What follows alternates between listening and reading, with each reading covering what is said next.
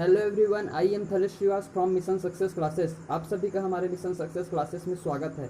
आज के जिस टॉपिक के ऊपर हम आपका वीडियो बनाने जा रहे हैं, आपको क्लास प्रोवाइड कराने जा रहे हैं, वो टॉपिक है मोशन के अंतर्गत आने वाला बल।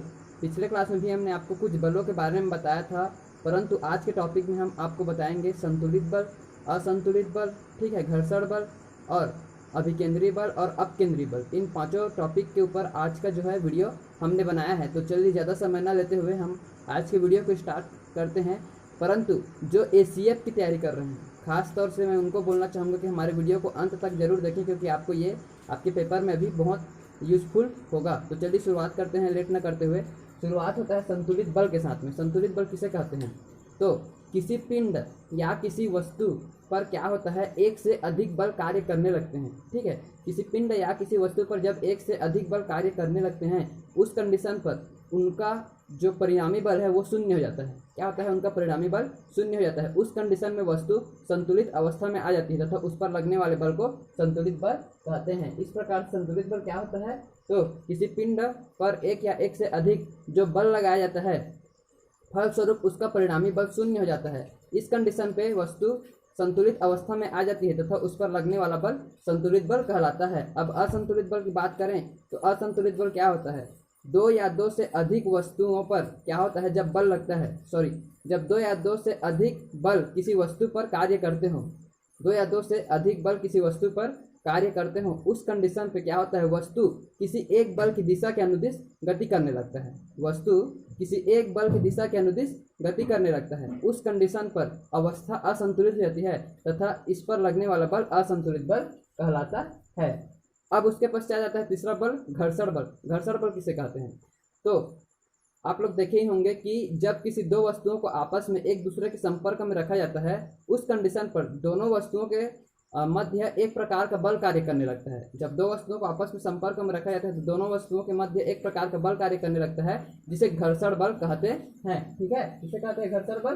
तो दो वस्तुओं के मध्य संपर्क जो बना रहता है, उनके मध्य जो कार्य करता है बल, उसे ही घर्षण बल कहते हैं। अब यह घर्षण बल तीन प्रकार का होता है। अच्छा, ये घर्षण बल जो है सदैव वस्तु की गति के जो दिशा है उसके विपरीत कार्य करता है, अर्थात गति का सदैव विरोध करता है, ठीक है। उसके पश्चात यदि हम देखें घर्षण बल के प्रकारों को, तो घर्षण बल तीन प्रकार के होते हैं: स्थैतिक घर्षण, चर्पी घर्षण और लोटनिक घर्षण। कौन कौन से? स्थैतिक घर्षण, चर्पी घर्षण और लोटनिक घर्षण। स्थैतिक घर्षण क्या होता है? तो यदि हम स्थैतिक घर्षण के बारे में बात करें, क्या होता है वो? जब किसी वस्तु को किसी सतह पर क्या किया जाता है, सरकाया जाता है, ठीक है।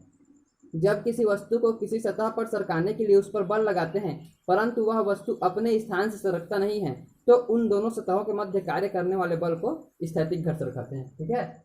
जब किसी वस्तु को उसकी सतह पर सरकाने की कोशिश की जाती है परंतु वह सरकता नहीं है, तो उन दोनों के सतहों पर लगने वाले बल को स्थैतिक घर्षण कहते हैं। और यदि वह वस्तु अपनी सतह से सरक जाता है, तब उस पर लगने वाले बल को चर्पी घर्षण कहते हैं। इसके अलावा आता है लोटनिक घर्षण। लोटनिक घर्षण क्या होता है? तो जब किसी वस्तु को किसी दूसरी वस्तु के ऊपर लुढ़काया जाता है, तो उस पर लगने वाले बल को लोटनिक घर्षण कहते हैं। इस प्रकार से इन तीनों घर्षणों के बारे में जानकारी प्राप्त होती है। अब आगे हम बात करें घर्षण बल की विशेषताओं के बारे में। तो घर्षण बल की विशेषताएं क्या क्या देखने को मिलती है? तो घर्षण बल की निम्न विशेषताएं देखने को मिलती है हमें। जैसे सतह की प्रकृति पर डिपेंड करता है। जो घर्षण बल है, किसी वस्तु पर लगने वाला घर्षण बल उनकी सतहों की प्रकृति पर डिपेंड करता है, ना कि उनके क्षेत्रफल पर। याद रखिएगा कि किसी वस्तु पर लगने वाला जो घर्षण बल है उनके सतहों की प्रकृति पर डिपेंड करता है, ना कि उनके क्षेत्रफल पर, ठीक है। उसके पश्चात लोटनिक घर्षण का जो मान होता है वह सबसे कम होता है और स्थैतिक घर्षण का जो मान होता है वह सबसे अधिक होता है।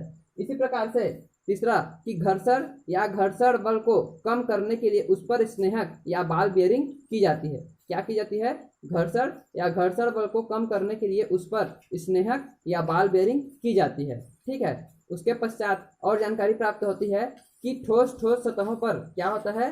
ठोस ठोस सतहों पर सबसे अधिक घर्षण बल का मान, द्रव द्रव पर उससे कम तथा ठोस द्रव पर सबसे कम घर्षण बल का मान होता है। यह जानकारी प्राप्त होती है हम इसकी विशेषताओं से। उसके बाद हमें देखते हैं घर्षण बल के लाभ को। घर्षण बल से क्या लाभ होते हैं, ठीक है। तो घर्षण बल का लाभ आप लोग देख ही रहे हैं, उससे हमें क्या फायदा हो रहा है आप लोग दैनिक जीवन में देख ही रहे हैं कि घर्षण बल के कारण ही हम क्या कर पाते हैं, चल पाते हैं। घर्षण बल के कारण क्या होता है कि सड़क पर पहिए निकल कर नहीं चलने लगते, अर्थात फिसलने नहीं लगते हैं आराम से घर्षण बल के कारण उस पर अपनी जो गति रहती है उसी के अनुसार चलते हैं, फिसलते नहीं हैं। घर्षण बल नहीं होता तो उस कंडीशन पर हम क्या करते हैं, केले के छिलके पर नहीं होता है, उस कंडीशन पर केले के छिलके पर गिर पड़ते हैं। और घर्षण बल नहीं होता है, इसी कारण हम जो चिकना कीचड़ रहता है उस पर भी गिर पड़ते हैं। तो घर्षण बल से यही सारे लाभ हैं कि यदि घर्षण बल रहता है तो उस कंडीशन पर हम आसानी से चल पाते हैं, इसका प्रमुख लाभ।